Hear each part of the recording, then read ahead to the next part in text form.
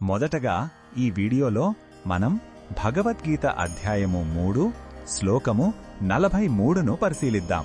కర్మయోగమనే ఈ అధ్యాయం ముగింపులో మనలోని అతిపెద్ద శత్రువైన కామాన్ని ఎలా జయించాలో శ్రీకృష్ణుడు స్పష్టంగా వివరిస్తున్నాడు. మొదటగా ఈ పవిత్ర శ్లోకాన్ని భక్తితో విందాం. ఏవం బుద్ధేహి పరం బుద్ధ్వా సంస్తభ్యాత్మానమాత్మనా జహి శత్రుం మహాబాహో కామరూపం దురాసదం. ఈ శ్లోకం అర్థమేమిటంటే, ఓ అర్జున, బుద్ధి కంటే ఉన్నతమైనది ఆత్మ అని తెలుసుకో. ఆ ఆత్మజ్ఞానంతో నీ మనసును స్థిరంగా నిగ్రహించుకో.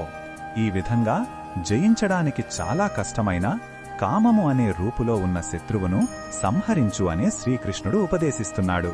ఈ శ్లోకంలో ఉన్న భావం మనకు ఏమి చెప్పుతుందంటే, మన శత్రువు మనలోనే కోరిక రూపంలో ఉన్నాడు.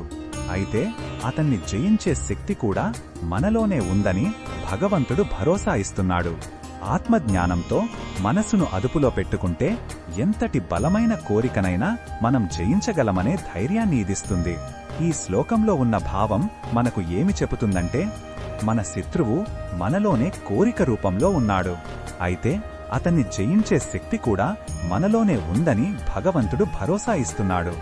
ఆత్మజ్ఞానంతో మనసును అదుపులో పెట్టుకుంటే ఎంతటి బలమైన కోరికనైనా మనం జయించగలమనే ధైర్యాన్ని ఇదిస్తుంది. ఈ బోధనను మన దైనందిన జీవితంలో ఎలా ఉపయోగించుకోవచ్చంటే, కోపం లేదా అత్యాశ కలిగినప్పుడు అది మన శత్రువని గుర్తించాలి.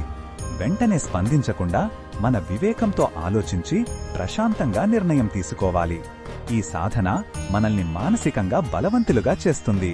మరిన్ని భగవద్గీత శ్లోకాల అర్థాన్ని తెలుసుకోవాలంటే మా తదుపరి వీడియోలను తప్పకుండా చూడండి.